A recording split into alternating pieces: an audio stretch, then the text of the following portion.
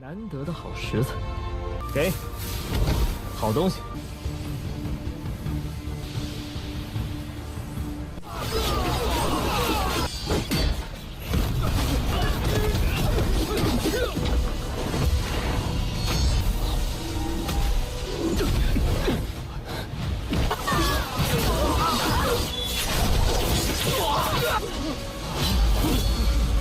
我经过冰封雷劫。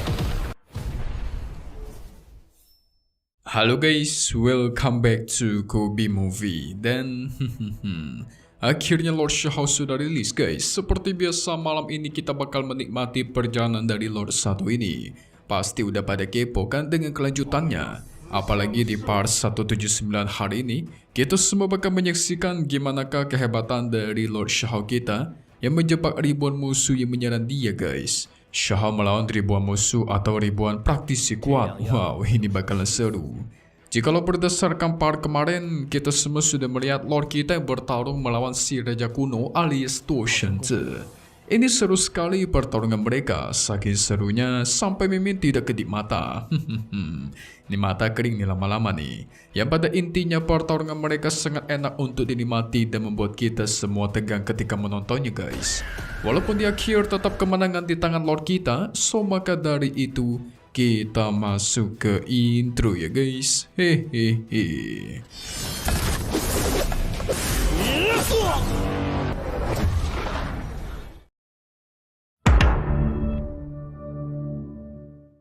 Yang ternyata guys, sosok misterius yang menerjang ke tempat Xiao dan teman-temannya berada adalah seorang wanita berambut putih. Yes, benar, dia ini pernah menjadi buronan yang dicari-cari oleh beberapa sekte ketika awal-awal Xiao datang ke alam atas. Yang tidak lain adalah si burung Phoenix perak. Ingat gak kalian, waktu itu Xiao menyelamatkan seekor burung dari ikatan para monster. Nah itulah dia guys. Tapi baru ketemu Xiao langsung diserang. Gak cuma pertarungan fisik, tetapi serangan sihir juga dilancarkan. Xiao diserang tanpa henti. Tetapi saat mulai Xiao yang memiliki energi abadi, sang wanita perak pun berhenti. By the way, di sini nama aslinya adalah Suilin, tapi Xiao memanggilnya sebagai Yingzhe guys. Kedatangan Yingzhe pengen menyelesaikan masalahnya dengan Xiao. Tapi sebagai teman lama, tentu Xiao mengajak dia untuk duduk dan minum bersama. Membicarakan beberapa hal yang sudah mereka lalui dulu. Padahal dulu Xiao sudah menyelamatkan hidupnya. Tapi bagi Xiao itu semua tidak masalah. Dia malah pengen memberikan Yingzhe sebuah tanduk dari dewa yang jatuh. Ini termasuk bahan langka nih guys. Tentu Yingzhe auto tertarik dong. Hehehe. 难得的好食材，给，好东西。 Singkat cerita mereka pun ngopi-ngopi dan makan bersama. Nah, singkat Xiao, Yingzhe menemukan petunjuk dalam mencapai ke istana tertinggi. Itu juga alasan kenapa dia menjadi buronan guys. Di mana istana tertinggi berhubungan dengan aula tertinggi milik Qi Taolin, gurunya Xiao. Karena Xiao menjadi pewaris dari aula tertinggi, otomatis dia juga pengen mendapatkan petunjuk untuk mencari keberadaan dari istana tertinggi. Xiao berjanji akan membantu Yingzhe meningkatkan kekuatan sampai mentransformasi tubuhnya menjadi burung Phoenix sejati di masa depan. Tentu Yingzhe tidak percaya guys, tetapi Xiao menunjukkan setengah tubuh abadi yang dia dapatkan. Dengan tubuh abadi ini tentu bisa membantu Yingzhe dalam meningkatkan kekuatan sampai ke tingkat tertinggi. Tapi sayang, walaupun Yingzhe sudah pernah melihat istana tertinggi secara langsung, tapi dia kehilangan jejaknya guys. Waktu itu yang dia lihat ada sosok kura-kura raksasa membawa istana abadi tertinggi ke kota kuno perjanjian. Nah masalahnya kota kuno ini tidak ada yang berani pergi sedalam itu. Kalau semisal tidak cukup kuat karena kota kuno perjanjian terletak di wilayah tidak berpenghuni. Dan setelah Xiao ingat-ingat, semua yang dia lihat selama ini ternyata berhubungan dengan kota kuno perjanjian ini. Seperti contoh kapal hitam, 7 raja darah pendosa dan lain-lainnya guys. Ini berartikan Xiao memang ditakdirkan untuk ke sana. 太古盟约，盟约古城。Tapi untuk sekarang kan kekuatannya masih jauh dari kata cukup. Jadi mending kesampaikan masalah ini dulu. Setelah itu, Yingzi ingin pamit pergi. Tetapi ditahan-tahan oleh sang kelinci putih karena dia mengajak Yingzi untuk berlatih bersama dan memahami energi abadi. 我虽见过至尊殿堂，大家可以一起参悟吗？也留下来，我们一起修炼吧。 Segera mereka semua pun melakukan proses pelatihan, guys. Hari demi hari dilewati. Shahao sudah mengumpulkan energi abadinya sampai penuh. Tapi sialnya yang lain itu tidak bisa mencapai pemurnian energi abadi seperti Shahao. Berarti cuma dia dong yang berhasil, guys. Sehingga beberapa dari mereka pun pamit pergi dari sana. Cao Yusheng diberikan setengah tubuh abadi. Dia pengen pergi mencari peluang lain di tempat lain. Sementara Qing Yi akan mencari Peri Yue Chan untuk menyelesaikan masalah mereka berdua. Kelinci putih akan pergi ikut dengan Shahao dalam mencari ramuan tambahan. Sebenarnya Shahao agak takut ketika mendengar Qing Yi pengen bertemu dengan Peri Yue Chan. Takutnya kenapa-napa, guys. Tapi si Qing Yi keras kepala tetap ingin menyelesaikan masalah ini. Jadi ya mau gimana lagi. Sementara Shahao akan berfokus meningkatkan diri. Untuk sekarang dia baru mencapai lapisan pertama energi abadi. Jadi dia pengen segera mencapai lapisan kedua energi abadi yang tentunya jauh lebih kuat. Qing Yi terus memberikan nasihat untuk berhati-hati karena ada banyak sekali orang yang sangat membenci dan dendam kepada Shahao. Takutnya kalau dia ke tempat yang kurang aman, nanti malah dikepung dan diserang mati-matian. Maka dari itu Shahao mendapatkan ide, guys. Dan dia pengen pergi ke jalan 3000 Bluestone. Ini tempat dulu dia pernah membakar tubuhnya nih. Singkat cerita, Shahao memulai kultivasi di jalur 3000 Bluestone. Tapi tidak jauh dari sana, ternyata ada sosok kuat yang sudah memantau, guys. Dia mendapatkan informasi dari anak buahnya kalau Shahao pergi ke jalur 3000 Bluestone. Sosok ini sangat kuat dan berasal dari negara surgawi. Memiliki pedang merah darah yang tentunya sangat kuat dan tentu berbahaya. Di dalam dari itu muncullah banyak sekali praktisi dari berbagai sekte yang sangat kuat. Mereka mengepung jalur 3000 Bluestone. Wah, ini bahaya nih. Salah satunya ada si Juntao. Segera semua orang menerjang untuk menyerang si Shahao. Serangan pun dilancarkan. Banyak sekali praktisi musuh, guys. Ada ratusan bahkan mungkin ribuan. Singgah tuar. Shao dengan santai cuma duduk sambil membuka formasi yang membentuk pelindung raksasa. Tidak ada satupun serangan mereka yang bisa menembus pertahanannya, guys. Sebaliknya serangan pedang mereka itu malah dipentalkan balik. Tentu itu membuat para musuh berhenti menyerah sebentar, karena serangan mereka itu malah berbalik ke mereka sendiri. Tapi di satu sisi mereka percaya Shahao tidak bisa ngapa-ngapain, guys. Melihat dirinya yang cuma diam saja, itu pasti sedang dalam proses penerobosan yang membuat dia tidak bisa melawan. Serangan pun kembali dilancarkan, perlahan pertahanan pun mulai retak. Tetapi banyak sekali korban jiwa dari serangan balik pelindungnya dan tua. Pada akhirnya pelindung milik Shahao pun dihancurkan.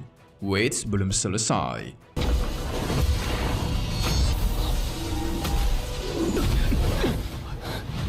Ternyata Lord kita memanggil sosok pedang peti raksasa dari atas langit yang dikelilingi oleh ribuan pedang, dan hasilnya secara cepat pedang-pedang itu menyambar ke para musuh. Juntao mengambil kesempatan untuk menghancurkan pedang petir milik Shahao. Mantap.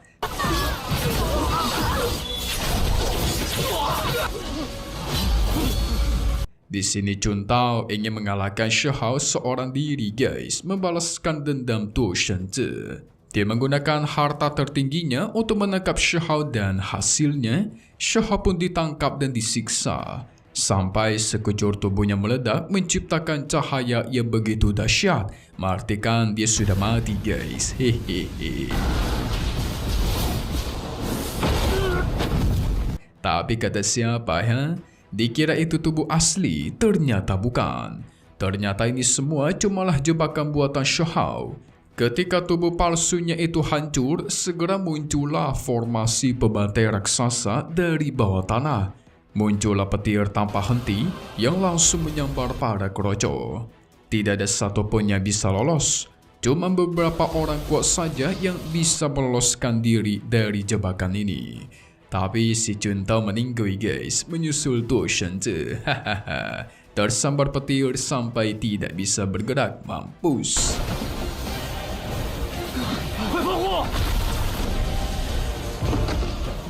Singkat cerita, ternyata Shahou dan sang kelinci putih pergi ke tempat lain. Jadi seperti kata Mimin tadi, tubuh Shahou yang berada di jalur 3000 Blue Stone itu cumalah tubuh spiritual yang memang ditujukan untuk menjebak para musuh. Singkat cerita, mereka pun sampai ke sebuah tempat yang misterius. Nampaknya cukup berbahaya. Di sana penuh akan patung es manusia. Benar guys, isinya itu benar manusia, bukanlah buatan. Kalau dilihat dari ekspresi mereka, sepertinya mereka itu berdoa dan mengharapkan suatu berkah. Tapi hasilnya malah dibekukan.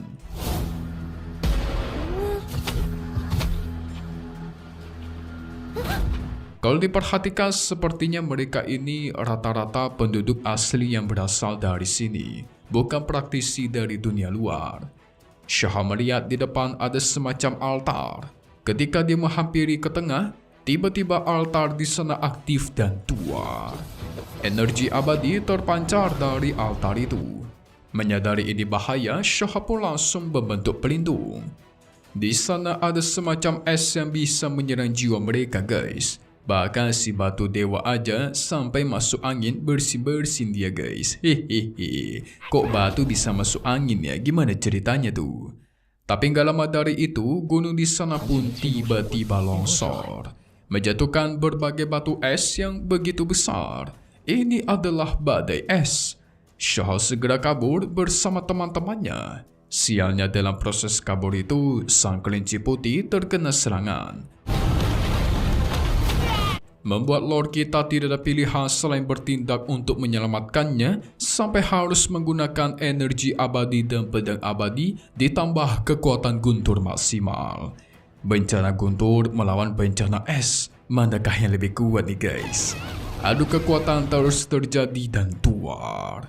Ledakan begitu besar langsung mengguncangkan seluruh area. Nasib untung mereka bisa selamat, mantap. 你有冰封极寒，我经过冰封雷劫。小兔子，大山石。 Lord kita Shahou ternyata bisa melawan bencana ya guys ya, walaupun dia harus kewalahan. Shahou yakin pasti altar di sana itu terpicu dikarenakan energi abadi yang dia pancarkan tadi. Sehingga aura energi abadi Shahou yang memicu bencana tadi guys.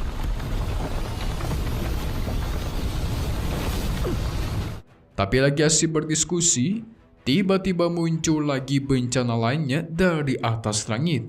Dan sekarang hujan besar nih. Gimana ceritanya? Di tempat penuh akan salju tapi ada hujan air. Harusnya kan hujan salju ya guys.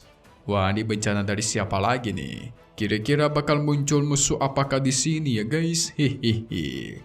Coba kita lihat di part 180 One Mission Perfect World Dunia Sempurna. Kira-kira menurut kalian butuh nggak ya Mimin ada spoiler untuk episode 182-nya yang akan rilis di minggu depan? Oke, sedikit preview. Kita semua bakal melihat Shahou dan si kelinci putih yang melanjutkan perjalanan. Tempatnya sangat mengerikan, lebih dingin daripada sebelumnya. Lord kita akan bertemu dengan musuh baru dan tentunya musuh ini sangat kuat, memancarkan petir yang mengerikan. Tapi nanti yang bakal mengejutkannya adalah akhirnya Peryue Chan bertemu dengan tubuh utamanya guys. Qing Yi melawan tubuh utama. Disinilah mereka bakal berdebat satu sama lain, tubuh utama melawan tubuh kedua. Terjadilah pertarungan sengit di antara mereka. semua harta dan serangan juga digunakan. Tapi akhirnya kita juga bisa melihat sedikit kekuatan dari si kelinci putih. Kira-kira siapa sajakah musuh yang akan mereka lawan? Dan siapakah yang lebih kuat? Tubuh utama Yue Chan atau tubuh keduanya yaitu Qin Yi? Kalian pasti nggak sabar kan? Hehehe. Kita tunggu lagi di part 180 One Message Perfect ya guys. Dunia sempurna. Satu hal yang pasti, cuman di sini. Kobe Movie. Update di minggu depan dan Mimi mohon pamit undur diri dulu. Oke kalau gitu, see you guys.